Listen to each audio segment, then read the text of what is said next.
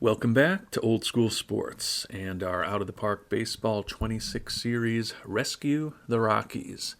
And I want to start off this episode by wishing everybody happy holidays, happy Christmas Eve, and an early Merry Christmas to all of our viewers. Rockies are off to a good start here in the 2039 season with a 38-19 record, just about or actually just past a third of the way through the season.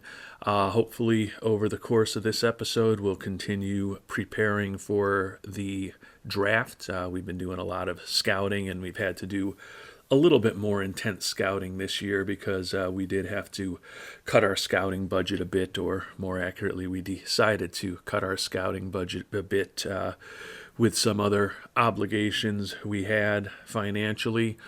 So not quite as good in terms of having everyone scouted up with very high scouting accuracy early in the process. Still trying to get there now.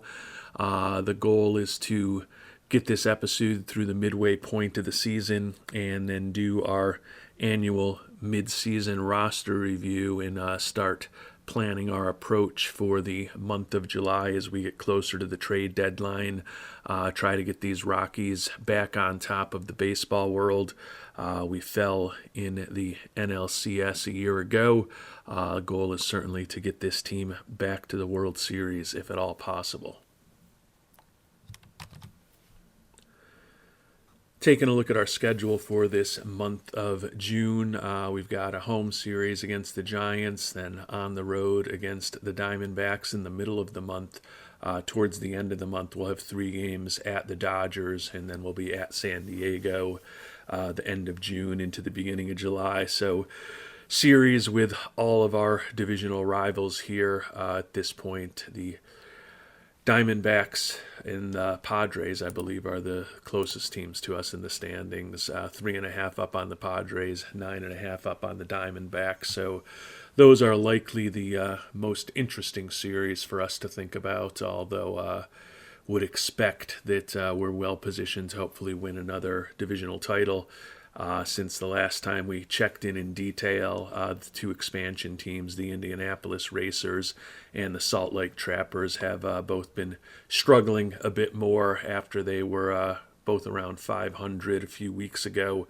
We'll see how those teams look as this season moves along. And the month of June off to a pretty solid start. Lost just 3 games over our first 11 games of the month, so an 8-3 record to get things started. The lone losses to St. Louis, San Francisco, and Miami. We combined for just 2 runs scored in those 3 losses, so can't say that it's a shock that we lost those 3 contests. No new injuries for the team, which is positive. Still dealing with a situation where a starting third baseman and a starting pitcher are gone for the year with the injuries that Jarrett Woods and Noah Schultz incurred in the last episode. Hopefully we can remain a bit more healthy over these next few weeks as we head towards the midway point of this season. Cruising along right now with a 46-22 record, 68 games into the year. And we've made it to the midway point of the season, 52-29 record, first place in the NL West. Mr. Monfort pleased with our record, pleased that we did extend our number 2 starter, Bob Russell. Wants us to be delivering him more profit. Guess you can't get everything you want, Mr. Monfort, but hopefully we'll at least give you what you need. Happy with our overall performance, good with our progress towards goals. We'll certainly get our final evaluation at the end of this season. We are actually in the last year of our contract with these Colorado Rockies. Certainly would anticipate that he will try to bring us back, but you never know for sure. Taking a look at the standings, 52-29 record, now 4.5 clear of the Padres, who are also having a very strong season. Diamondbacks still in third, 11.5 behind, right at 500. Our 52-29 record is a game and a half better than the Braves for the best record in baseball, as well as the best record in the National League. Infielder Johnny Castillo, second in the league in ribbies here at the midway point of the season. Mike Castro, former first-round pick, second in the league in batter WAR. The aforementioned Bob Russell, second in the league in ERA. Leo Martinez, our ace, tied for the league lead in wins. And closer Adonis Valer is third in the league with 20 saves. Before we get into the individual player performances, quick look at our team statistics. 14-10 record thus far in June. Definitely our weakest month of the year, but still certainly more than acceptable. Our 52-29 record is now 4 worse than expectations, so we've probably lost a few games that we would have been expected to win here in this month of June. Overall, first in the National League in runs scored. We are the top 3 in every hitting category except for home runs, where we're inexplicably tied for 10th in the National League despite playing in Coors Field and having an outstanding offense, and we're middle of the pack, 8th in the league in strikeouts. Lead the league in steals and base running, 4th in defensive efficiency, 3rd in zone rating. And we're first in terms of our pitching, in terms of the runs allowed, top 5 in all of the primary pitching categories. Starters ERA up to 3rd in the league, and the bullpen ERA remains first in the National League, where it's been pretty much since the start of this 2039 season.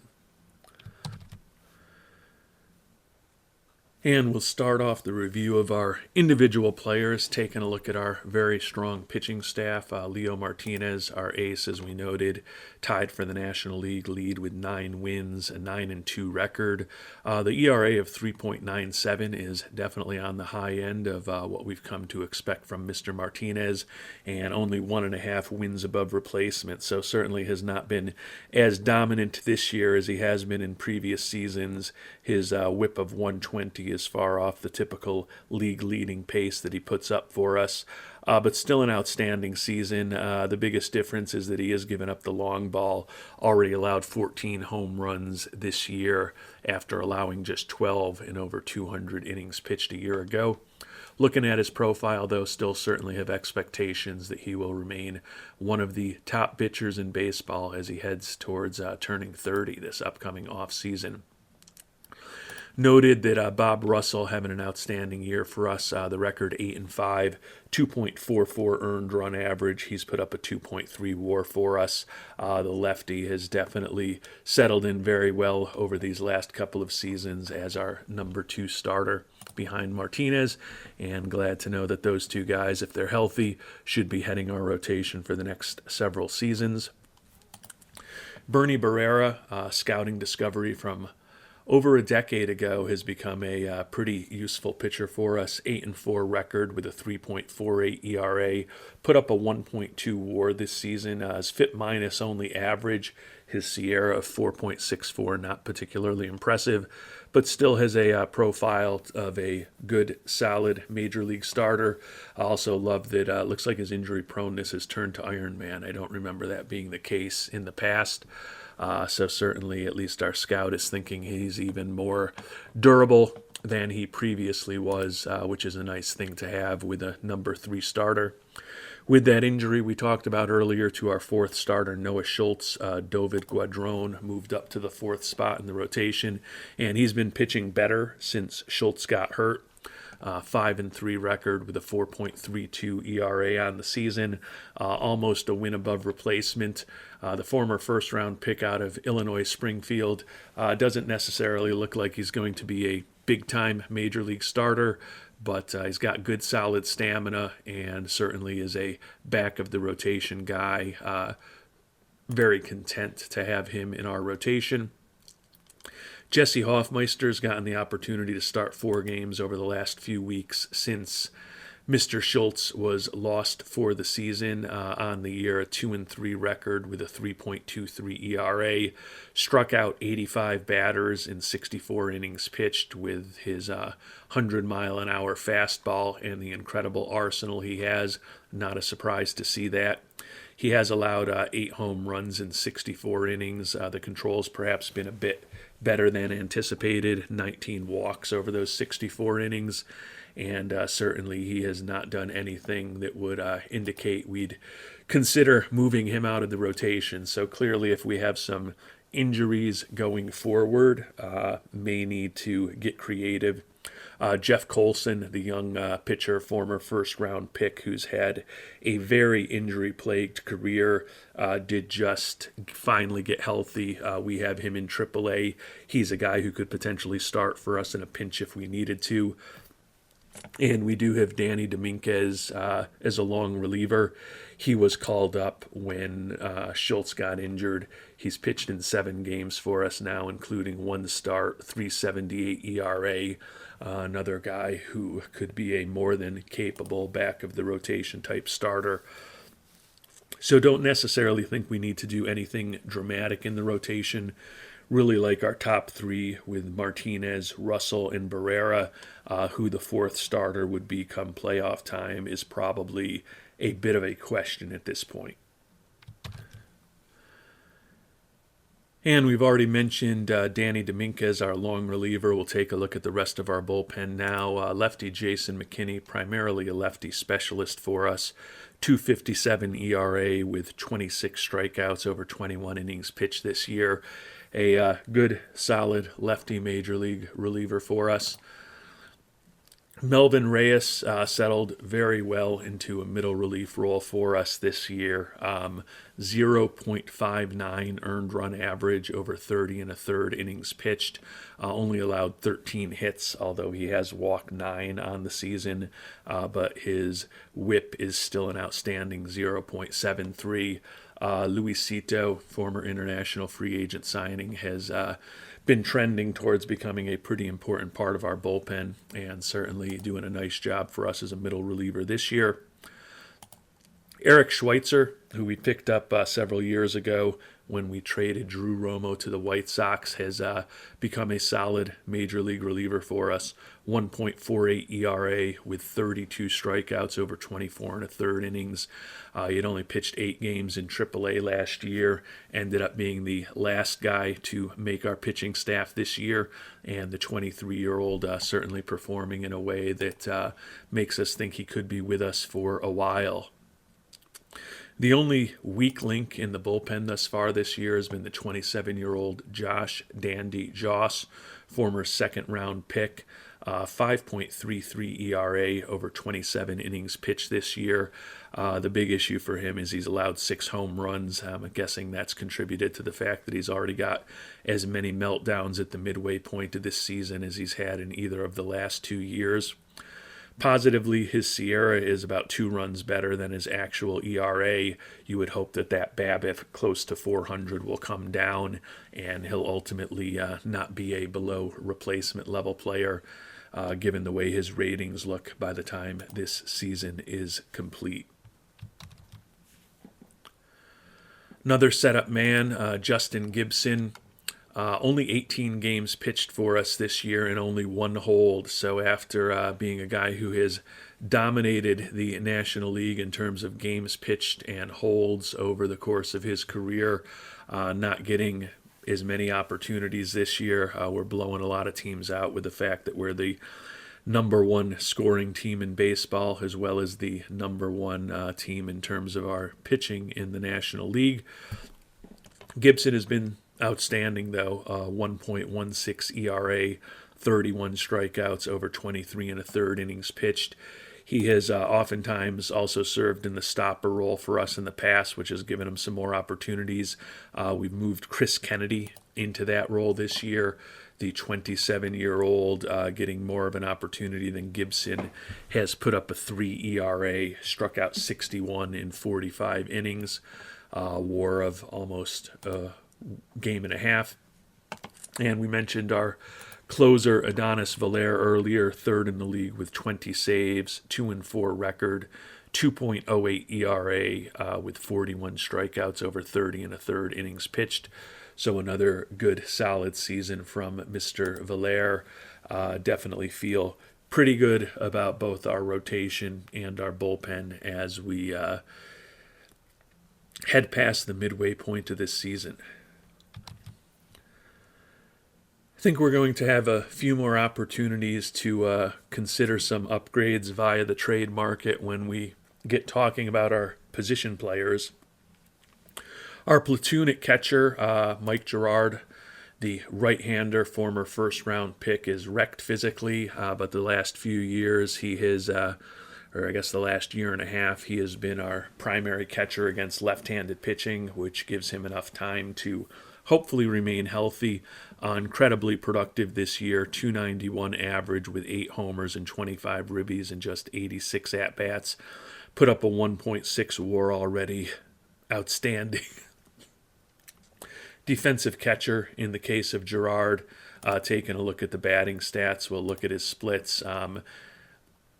He's actually been pretty effective against right-handed pitching in 39 at-bats this year, hitting .333 with 5 homers. Still also, as expected, though, very good against lefties. 3 homers and 12 ribbies and 47 at-bats, even though the batting average against southpaws is only .255, but a well above average offensive player against both lefties and righties.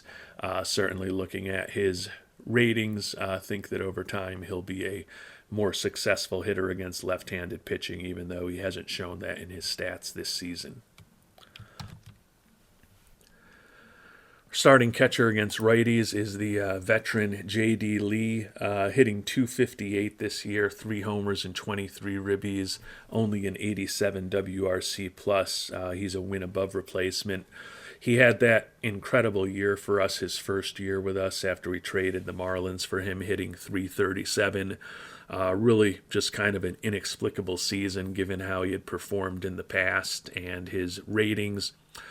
Solid defensive catcher and a guy who, similar to Mr. Girard, pretty extreme lefty and righty splits, which is why he's our starter against right-handed pitching. Not sure how long Lee is going to be the guy for us given the money that he's making, but he has certainly been more than competent since we brought him on board. Turning to our infielders, with Anthony Pack Jr. still being on the injured list, and as we mentioned earlier, Jarrett Woods out for the season. We've brought up Ted Slade, who had a monster year for us a season ago in AAA. The right-hander is our DH against left-handed pitching. Unfortunately, he continues to struggle in his debut in the major leagues, hitting just a .157 with 3 homers and 16 ribbies and 127 at-bats. Certainly believe he's got incredible home run power, particularly against left-handed pitching. Taking a look at his batting splits this year, he actually has been less effective in terms of his batting average, hitting just a .159 against left-handed pitching. But he does have 5 of his 6 home runs against lefties, despite only 44 at-bats against southpaws. He has been more recently in the lineup for us as our DH against right-handed pitching, given that he's just not hitting for a ton of power against righties and batting just .200 against them. Could be looking for an opportunity to maybe move someone else into that role going forward. Ryan Stone remains our first baseman against right-handed pitching, which is a role he's held for us for the better part of a decade. You may remember that Stone was the National League Player of the Week, the first full week of the season. Honestly, that was by far the most productivity we've gotten out of him. He's put up a 111 WRC plus this season, so a nice bounce back from a year ago when he was basically a league average player. Hitting .285 with 5 homers and 40 ribbies and 267 at-bats. So the home run power, certainly not special at this point, but still a more than capable hitter against right-handed pitching, which is primarily where he gets his opportunities. Johnny Castillo is one of those rare international free agent signings who's worked out exactly as we would have hoped. having an absolute monster year for us, playing primarily second base in the last month and a half or so. 324 average with 23 homers and 72 ribbies at the midway point of the season. OPS over 1,000, putting up a 3.8 WAR already. The second baseman who led the league in home runs, or tied for the league lead in home runs as a rookie, and is well on his way towards a third straight major league season with over 100 ribbies. Former Rookie of the Year, former All-Star, former Silver Slugger, and could be on the short list of contenders for the National League MVP this year. Trent Kaysen has been platooning at third base with Travis Ramstad. Kaysen playing primarily against left-handed pitching, hitting .228 in 149 at-bats. Does have 7 doubles, a couple of triples, and 5 homers, but overall has been a below-average offensive player for us this year, but still a versatile and competent defensive player at many positions with a bat that is certainly not embarrassing. We signed Travis Ramstad this past offseason, have been training him to play second base and third base at times at the major league level and during spring training. Brought him on the team after we lost our shortstop, Elian Pena, in the expansion draft. Ramstad has the batting average up to .258, 108 WRC plus on the year, 12 doubles, a triple, and 6 homers, and 256 at-bats. Also stolen 10 bases for us. 0.6 wins above replacement. He's not a great defensive player, but he's not a horrible defensive player. Good influence in the clubhouse, and would expect that he'll continue to vie for regular playing time in the infield going forward. Jose Gonzaba, the former international free agent signing, has come up through our organization. He's been on the roster for the last few weeks, 0 for 1 with a strikeout in the only at-bat he's had in 3 games played. At this point he's got 3 at-bats with 1 strikeout.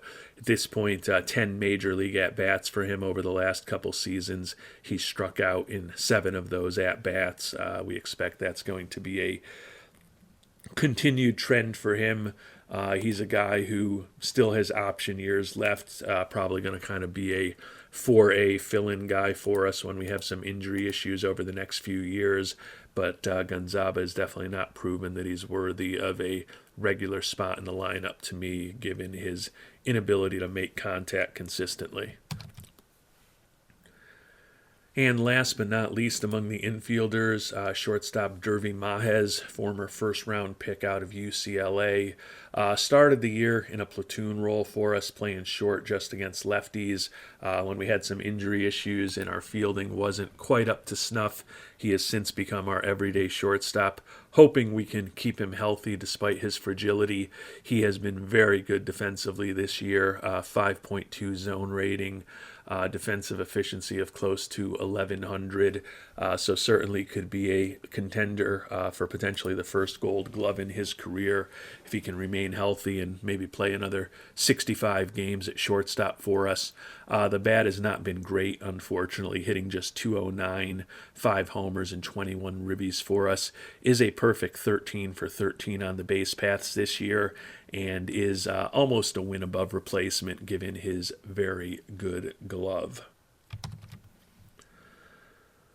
So although we're probably content with the Lee and Gerard platoon at catcher, when you think about guys like Ted Slade and Jose Gonzaba being on the major league roster right now, and the fact that Dervi Mahez does tend to get hurt over time, could certainly see adding another utility infielder type into the mix, particularly if it was a left-handed hitter, would not be the worst thing for us to consider doing over the next 5 weeks or so until we get to the trade deadline.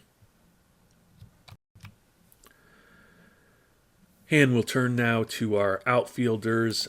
Mike Castro, former first-round pick out of southeastern Louisiana, has gotten off to a fantastic start in his career, and he's continuing it this year, hitting .315, 21 doubles, a couple of triples, and 13 home runs, 15 stolen bases, and 16 attempts here at the midway point of the season. OPS well over 900, WRC plus over 150, and he's put up a 4.2 WAR. Similar to Johnny Castillo, would expect Mr. Castro to be getting a fair amount of potential support for the Most Valuable Player award this year. Eric Mokeen is a guy we traded for with Atlanta to take over, is a important left-handed hitter for us, basically taking the role that Ted Miller has held for us at DH over the last several years. Mokeen, definitely not the same kind of power as Ted Miller, only 6 home runs in 236 at-bats. Is hitting .280 though, has 13 doubles on the year, 8 for 8 stealing bases, ultimately put up a 110 WRC plus 1.1 WAR. He's been more of a left fielder than a DH for us, with Anthony Pack Jr. having spent a good chunk of the year on the IL. Smo S, definitely not as productive offensively as Ted Miller was in his peak years, but certainly as a relatively inexpensive player, has done a solid job for us this year, playing primarily against right-handed pitching. Phil Dingwell, former first-round pick who plays primarily against left-handed pitching, hitting .246 this year, only 2 home runs and 20 ribbies in 130 at-bats. Had a monster year for us in 2037 with 21 homers and 75 ribbies and 315 at-bats. Missed all of last year after he suffered an injury during spring training. Only a 92 WRC plus this year, been a little bit above replacement level. Still a guy who we really like against left-handed pitching, which is where he is playing primarily. Is hitting significantly better against lefties than righties. A 117 WRC plus against lefties versus just a 51 against righties. I anticipate Dingwell remaining a pretty useful 4th or 5th outfielder type for us. Hard to say that he's a top 3 guy, though, given that we're only intentionally starting him against left-handed pitching, and then when someone needs a day off against righties. And last, but certainly not least, is Mr. 5 Tools, Kevin Roberts Jr., former first-round pick in 2026. He has become a franchise player for us. He will be turning 31 in a month from today, having another really good season for us. .304 batting average with 13 homers and 49 ribbies midway through the season. Also stolen 19 bases for us in 22 attempts. OPS over 900, put up a 144 WRC plus and a 3.3 WAR for us this year. Most importantly, he looks like he's on his way to potentially playing 150 games for us. We've mentioned we'd love to get another full season out of Roberts in his prime, and given that he's going to be turning 31 in just a month, you can certainly argue that he's at the far end of his prime. Has had some injury issues in recent years. Started just 99 games a year ago, played just 140 games the year before that. As I mentioned, the hope is we get 150 plus games out of him this year. Right now we are on pace to get exactly 150 games out of him, and looks like he could put up a WAR in the 6.5 area if he continues to play the way he has played over the second half of this year, as he has over the first half, now in his 10th Major League season after he made his debut late in 2030. And I mentioned earlier that Noah Schultz is done for the year. Jarrett Woods is done for the year. But center fielder Anthony Pack Jr. Only going to be hopefully out for another couple days before he can be in a rehab assignment. He's been out for a month at this point, was hitting 252 with 3 homers and 14 ribbies and 123 at bats. He had stolen 20 bases in 21 attempts for us before he went on the IL. Remains a very productive player on the base paths. Very good range for us in center field, and looking forward to getting the left-handed hitting outfielder back in the lineup. Give us a little more balance against right-handed pitching, particularly, and that will also likely allow us to move Ted Slade out of the lineup against right-handed pitching, while possibly also sending Mr. Gonzaba back down to AAA. And before we finish things up, we'll just take a quick look again at what, if anything, has changed as far as who's being marketed aggressively by other teams on the trade block. As far as position players, Josh Miller remains a premier choice out there.